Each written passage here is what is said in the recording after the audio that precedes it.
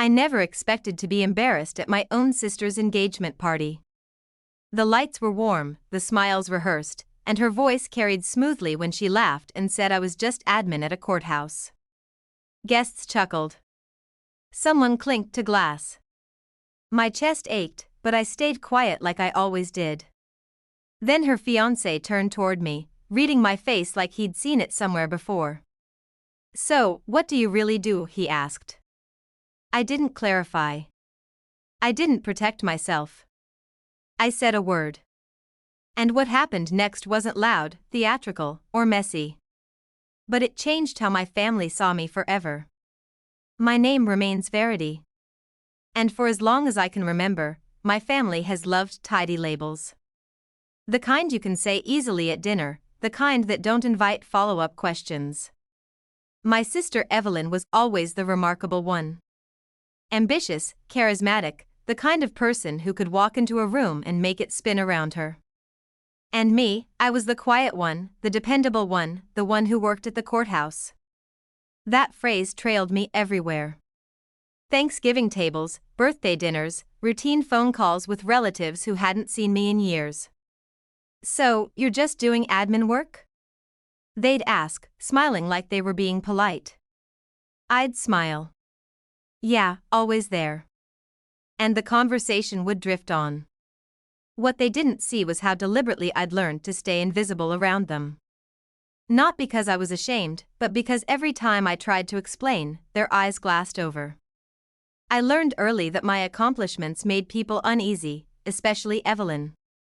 So, I softened my words, rounded the edges, let them believe the simpler version of me, because it kept the peace. At home, the routine never changed. Evelyn spoke. Everyone listens. My parents leaned in when she spoke about her work, her achievements, her plans. When I spoke, forks clattered plates, someone reached for more wine. It wasn't malice, it was habit, and habits are hard to break. There was only one person who ever looked at me differently. My cousin Lily. She noticed the late nights, the way I carried myself, the way my phone buzzed at strange hours. She knew the truth even when I never said it out clearly. Sometimes she'd squeeze my hand under the table like she was reminding me I wasn't invisible anywhere. I told myself I didn't need approval from my family. I told myself their opinions didn't count. But that was only half true because every time Evelyn laughed at my courthouse job, something inside me tensed. Not anger, not yet. Something softer. Something heavier. By the time her engagement party came around, I already knew how the night would unfold. I'd arrive early. I'd help where I was useful. I'd smile when presented. I'd leave before anyone noticed I was missing. I didn't expect respect. I didn't expect interest. What I didn't expect was to be cornered by a question that refused to let the lie last another minute. The engagement party was exactly what you'd expect from Evelyn. Picture perfect, overdone, and carefully crafted to impress. String lights stretched across the backyard like a stage sunrise. White flowers everywhere. A banner with their names hung so high it felt like it was observing us. I arrived early because that's what I always did. Before I could even set my purse down, my mom handed me a stack of napkins and pointed toward the drink station. "Can you help over there?" she said, already turning around. No eye contact, no pause. By the time guests started arriving, I'd already refilled ice twice and wiped down a counter no one had used before. I told myself it was okay. I was used to this role. Useful, quiet, out of the background. Then Evelyn arrived. She stepped out of the car, glowing diamonds, catching the light as if it had its own spotlight. People gathered around her immediately. Compliments flew. Cameras flashed. Her fiancé Daniel followed close behind, polished, calm, grinning. Like someone who knew how to hold a room without trying too hard. He shook hands, thanked people, listened more than he talked. At first, he barely looked at me. Evelyn made sure everyone knew how successful he was. Big wins, big payments, big numbers that sounded impressive but melted together after a while.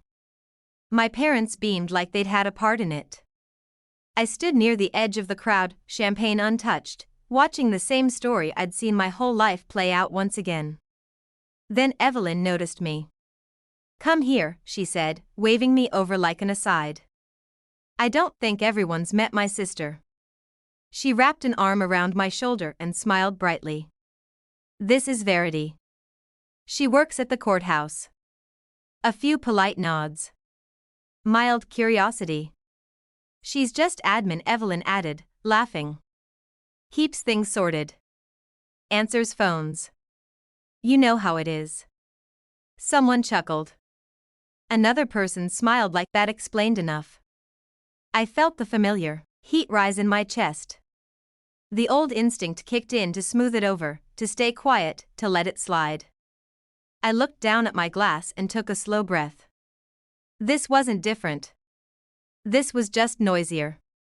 But Daniel didn't laugh. He was watching me now, really watching. His smile faded just barely. His eyes searched my face like he was flipping through memories that didn't quite match. I saw the moment of hesitation, the pause that didn't belong. Dinner was announced, and we moved to the table. I took a seat near the end, exactly where I was meant to be. Toasts were made. Evelyn absorbed it all in. Then she raised her glass again. "Some people argue important cases," she said, nodding toward Daniel. "And some people answer phones." "Right, Verity." Her eyes flicked toward me, daring me to respond. That's when Daniel turned fully in his chair and looked straight at me. "Wait," he said quietly. "Verity, what exactly do you do at the courthouse?" The table went silent. Every eye shifted in my direction, and suddenly there was nowhere left for the lie to hide. For a moment, no one spoke, not because they were being polite, but because the question didn't fit the pattern. It hung there awkward and exposed like a wire pulled loose from the socket. I felt every pair of eyes on me, felt the weight of years pressing into my back. I didn't answer right away. I looked down at my hands resting on the table. One thumb traced the rim of my cup. The wood beneath my fingers was cool, solid, tangible. I could hear the low hum of the outdoor lights, the faint clatter of dishes from the house. Life continuing even as something quietly split open. In that pause, 1,000 small moments rushed in. Every holiday where I'd been asked to help set things up. Every dinner where my work was summarized into a single word that made people relaxed. Every time I'd chosen silence because it seemed easier than watching disappointment flicker across my parents' expressions. I remembered standing in my apartment late at night, shoes still on, rereading notes, preparing for another longer day, knowing none of it would ever be mentioned at the table. I realized something important then. I hadn't been protecting them by staying quiet.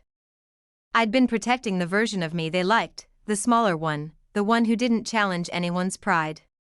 Across from me, Evelyn was smiling too tightly. Her jaw was tight, eyes sharp, like she could sense the shift, even if she didn't understand it yet. My mother stared at her dish. My father reached for his glass and stopped halfway, hesitant. Daniel was still watching me, not impatient, not mocking, just waiting. The old instinct told me to soften it, to say something vague, to keep the peace one more time. But another feeling rose up calm and steady. Not anger, not revenge, clarity. If I spoke now, the truth would land. If I stayed silent, the lie would keep living, and I would keep shrinking to make room for it. I understood then that this wasn't about embarrassing my sister or proving anything to a table full of people who had never really asked. It was about refusing to disappear anymore. I straightened slightly in my chair, set my glass down. The sound was small, but it cut through the silence. My heartbeat slowed. The fear I'd carried for years loosened its grip just enough. I looked at Daniel first, then at my parents, then finally at Evelyn. And I knew whatever came next, there was no going back to who I'd been before this moment. I didn't raise my voice. I didn't smile. I didn't hesitate. I said one word, Judge.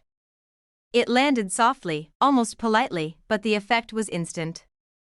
The air shifted, not dramatically, no gasps, no shouting, but like someone had turned off the background noise of the room. Conversations died mid-breath. Forks paused halfway to mouths. Even the string lights seemed to hum louder in the sudden stillness. For a second, no one moved. My mother's face drained of color so fast it shocked me. Her lips parted, then closed again like she was searching for a sentence she'd never practiced. My father blinked hard, his hand tightening around his glass before setting it down carefully as if it might shatter if he wasn't gentle. Evelyn laughed. It came out harsh and brittle. "Oh my God," she said, waving a hand. "Very funny." I didn't look at her. I kept my eyes on Daniel. He hadn't laughed. He hadn't moved at all. His expression had changed in a way I recognized immediately. Not confusion, not anger, but recognition finally snapping into place.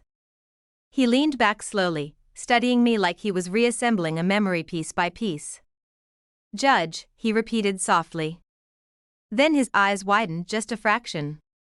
"Verity Cole," he said, "the courthouse downtown." No one breathed.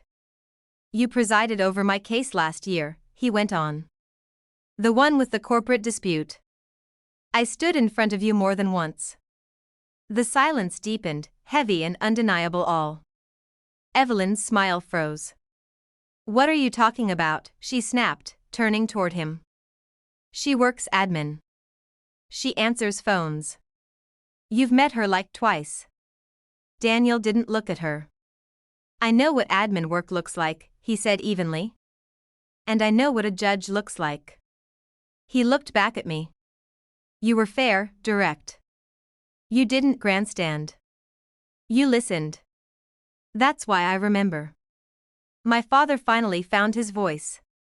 "You're a judge?" he asked, disbelief thick in his voice. "Since when?" 3 years, I said calmly. My mother shook her head as if the word itself didn't make sense. "But you said you were assisting someone." "You said I was," I answered. At the beginning, no one ever asked after that. That was when it hit them. Not all at once, but slowly, painfully. The realization that the story they'd been repeating for years hadn't been corrected, not because it was true, but because it was convenient, because it didn't threaten the balance they were used to. Evelyn pushed her chair back slightly, eyes darting between faces. "This is ridiculous," she said. "You let everyone believe you were admin. Who does that?" I met her gaze for the first time. "I didn't lie," I said. "I stopped correcting you." Her face flushed. "You did this on purpose," she snapped. "You waited until my engagement party to embarrass me." I shook my head. "You embarrassed yourself." I answered a question you asked in front of everyone. She turned to Daniel, her voice lifting. "You knew. You knew she was a judge and didn't tell me I didn't know." He said, "I never connected Judge Cole to your sister. You never said her last name. You never let her talk." That landed harder than anything I could have said there. Around the table, reactions spread outward. My uncle stared at his hands, muttering something under his breath. My grandmother reached across the table and squeezed my wrist softly like she'd been waiting for this moment longer than anyone. "I always knew," she said quietly. "You carried yourself differently." Evelyn stood up so abruptly, her chair scraped against the stone patio, the sound slicing through the stillness. "This is my night," she said, her voice trembling now. "And you've ruined it. You always do this. You always find a way to make it about you." I stayed seated. I didn't say anything. I replied calmly. "Until you mocked me. Until you reduced me to a joke in front of your fiancé and our family. That wasn't accidental. That was a decision." Her mouth opened then closed. For the first time, she didn't have a ready response. Daniel stood slowly. "Evelyn," he said carefully. The way you spoke to her, she cut him off. Don't. You're supposed to be on my side. I'm on the side of the truth, he said. And I don't know how I missed this. How I let you talk about your own sister like that. That was the moment it broke. Not loudly, not explosively, but entirely. Evelyn looked around the table and realized the orbit had shifted. The attention she'd always commanded wasn't hers anymore. No one was laughing. No one was defending her. Even my parents sat still, caught between the daughter they'd always praised and the one they'd never truly seen. "This is unbelievable," she whispered. "You think you're better than me now?" I shook my head. "No, I think I finally stopped pretending to be smaller." She stared at me for a long second, something raw and frightened flickering behind her anger. Then she turned and walked inside, heels striking the floor like punctuation marks at the end of a statement. Daniel hesitated, looked at me. There was conflict in his eyes, but also respect. "I need to talk to her," he said quietly. I nodded. After they left, the table stayed quiet. Champagne went warm. Plates sat untouched. My mother finally reached for my hand. "Why didn't you tell us?" she asked, her voice soft. I didn't pull away because every time I tried to be seen, I said, "You looked away." No one argued with that. And in that stillness, I felt something unfamiliar settle in my chest. Not triumph, relief. Like I'd finally set down a weight I'd been carrying for years and realized I didn't have to pick it back up. The next morning, I woke up to a quiet phone and a strange sense of peace. No dread, no replaying the night in my head, just sunlight through the blinds and the steady hum of the city outside my window. Then the messages started coming in. Missed calls, long texts, short apologies that felt clumsy but genuine. Relatives who suddenly wanted to catch up. My parents left 2 voicemails. I listened to none. Around midday, there was a knock at my door. It was Daniel. He looked tired, like someone who hadn't slept, but had done a lot of thinking. We sat at opposite ends of my couch, coffee cooling between us. He didn't make excuses. He didn't defend her. "I can't unsee it now," he said. "The way she spoke to you, the way everyone let it continue." I nodded. There wasn't anything to add. "I don't know what this means for us yet," he admitted. "But I know I can't ignore it." When he left, the apartment felt lighter. Not empty, just honest. A few days later, Evelyn showed up unexpectedly. No makeup, hair pulled back, the version of her that never appeared at family gatherings. We didn't hug. We didn't fight. "I was afraid," she said finally, "of being ordinary, of being second." I believed her. "I'm not here to compete." I told her I never was. She nodded slowly like she was hearing that for the first time. We weren't suddenly close. Nothing was fixed overnight. But something had shifted. My parents started asking questions and actually waiting for the answers. Lily smiled at me across dinner tables, and for the first time I didn't feel the need to explain myself at all. I used to think staying quiet was the same as being gentle. I was wrong. Silence didn't protect anyone. It just taught people how small they could make me. The truth is, you don't owe anyone a smaller version of yourself just to keep the peace. If you've ever been there hiding your growth so others feel comfortable, you're not alone. Share your story in the comments. And if this resonated with you, hit subscribe. You deserve to be seen.